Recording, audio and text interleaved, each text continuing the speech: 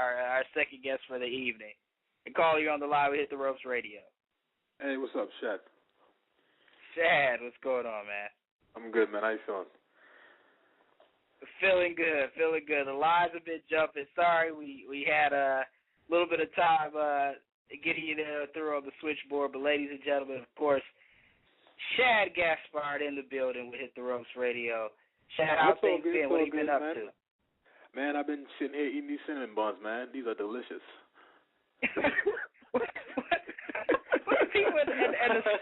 And the cinnamon toast crunch, the cinnamon toast. Man, these cinnamon rolls are delicious, man. What am I? Nah, man. I'm hungry. It's funny because I called in earlier and you guys didn't pick up, so I was just listening to the conversation, and I got to hear the end of one and the beginning to middle of the last one with the guy who trained with Alpha's group and stuff like that, right? Right. Yeah, and I just, you know what I'm saying, his story is, his story is not unfamiliar. It's a very familiar story. You know, trust me, I know hundreds of guys that you would never even hear of that train with me in developmental, you know what I'm saying, who their only dream was just to be on Raw, SmackDown, or pay-per-view, and they never got that opportunity, you know? And some of them were some of the best athletes in the world. Some of them were the worst athletes in the world, but we all shared a common dream of just being professional wrestlers. But, you know, for one reason or another, some of us didn't make it. Some of us made it and squandered it. Some of us, you know, got to a point where, you know, just quit. You know, but this is a very unforgiving business. You know. Absolutely, and for your fans there who follow your career, you kind of speak from experience there. You know, we've seen you on Raw and SmackDown, and every single time we think, Cryme Tyme is about to blow up. Nothing ever happened. What was the deal? I know we're going to get into what you're doing now, but what happened? Did you ever get promises from the top guys that because there's been rumors, or I don't know if maybe it wasn't a rumor that you were teaming with Cena and starting your own clique there, and then nothing. Things like this is how it happens. Everybody in wrestling gets promises. We all get promised something, you know, whether it's from a trainer, an agent, anything. When you come into the business, you're always promised all these good things, and pretty much if you get 1% of that, you're doing pretty good. You know what I'm saying? Right. So out of 100 promises, if you get one, then you're doing pretty good. Because a lot of guys don't even get one promise made to them. You know what I'm saying? So it's like, you know, we all have our ups and downs. I always felt financially we were always on top, which was a blessing, honestly. And we were just lucky enough to, you know, understand the game, you know, on how it was played to be that way, which was, you know, a blessing in itself. You know what I'm saying? If we were unfortunate to not understand, you know, the way the politics work in the company, then we probably would have been a lot worse off financially than a lot of guys we know who, you know, we have matches with guys and we get paid more money than they got paid, but we're not going to argue with the guy that does the payroll.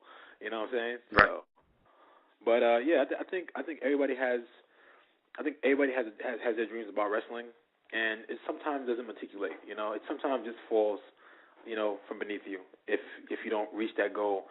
But you know, the best part about having goals is trying to reach them. It's not being successful. You know, because once you succeed, you got nowhere to go after that. It's the next thing.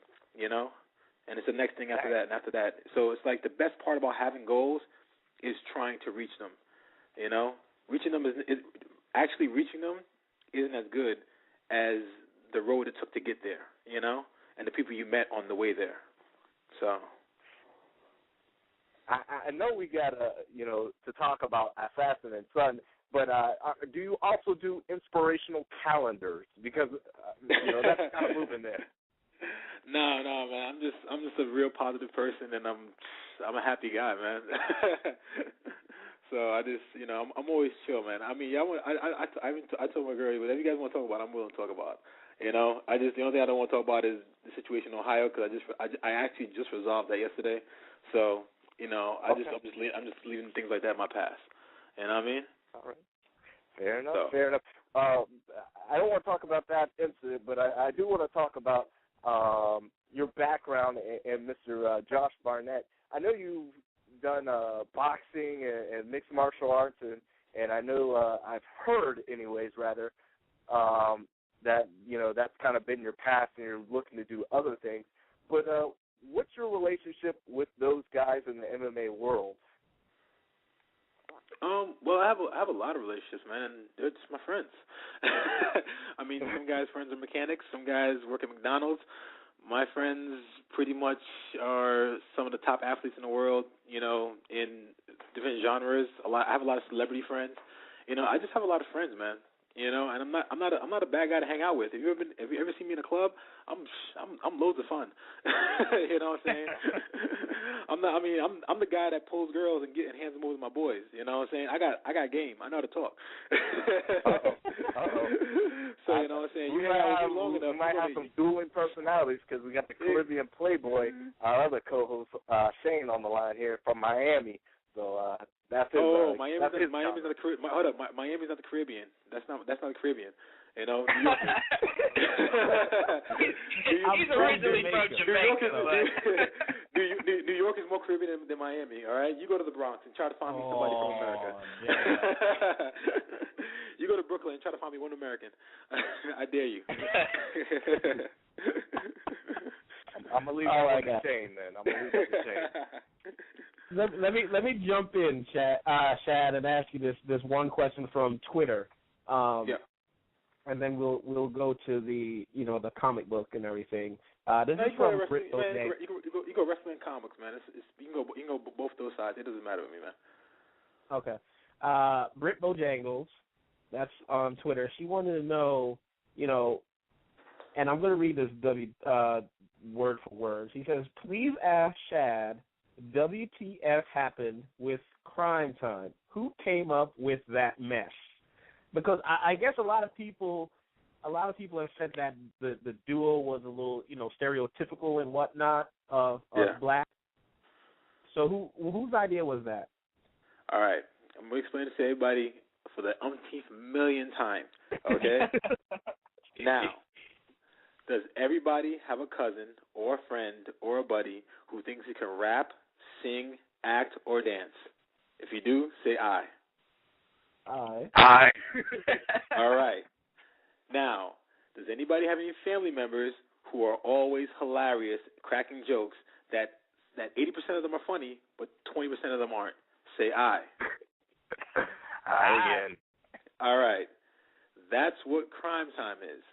We're just two guys having fun being ourselves. We're two kids from Brooklyn, okay, who were thrown on TV and told, have fun. So that's what we did.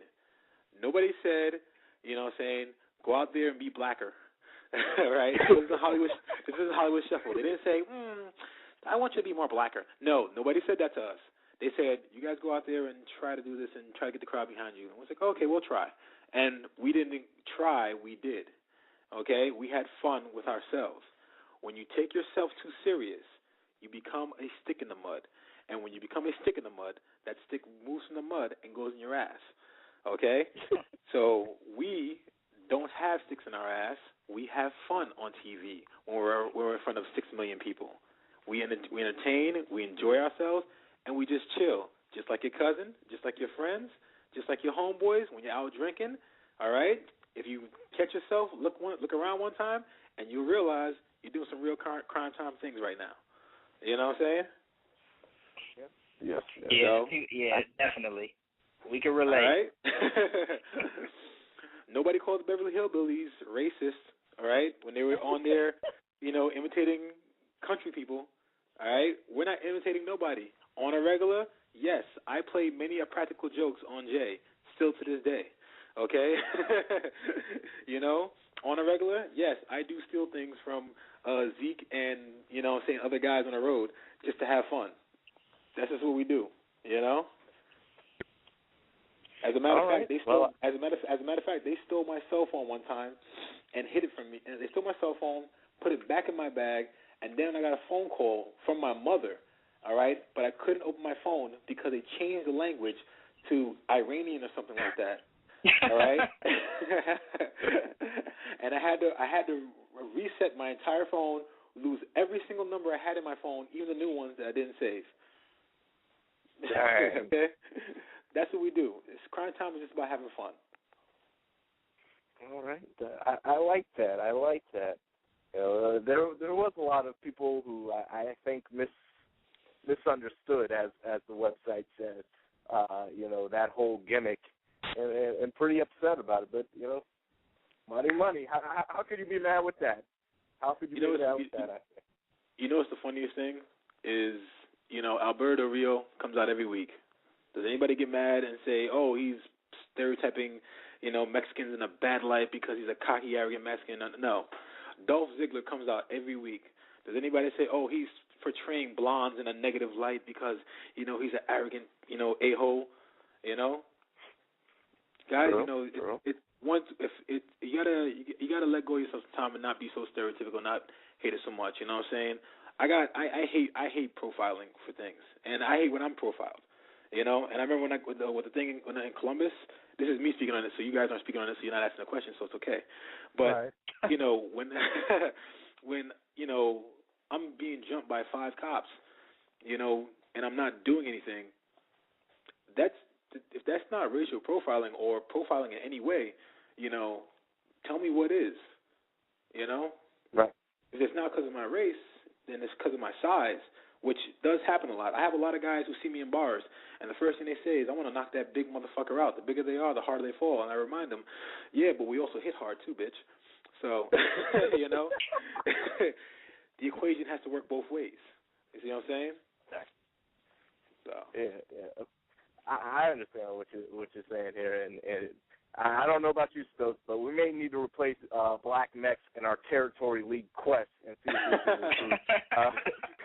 I was actually quite offended when I heard you guys divvying up your team and you don't want to be in the show, and you not one time mentioned me. I was like, wow, this is, you know, I still wrestle here and there, you know, actually nowhere, but, you know.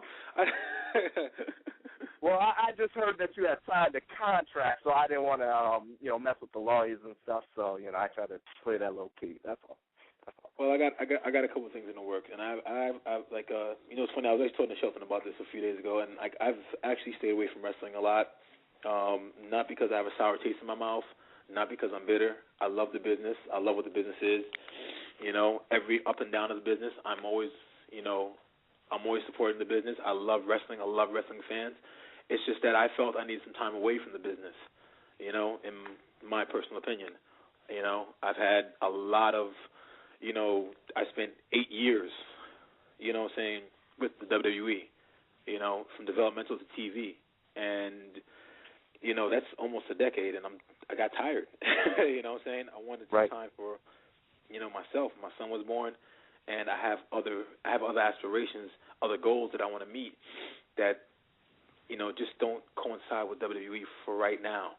You know, I still love professional wrestling. I've actually had some guy come to me and told me that how could I turn my back on wrestling? I'm like, I didn't turn my back on wrestling. I'm just, you know, doing other things right now. You know, it's not going to go nowhere.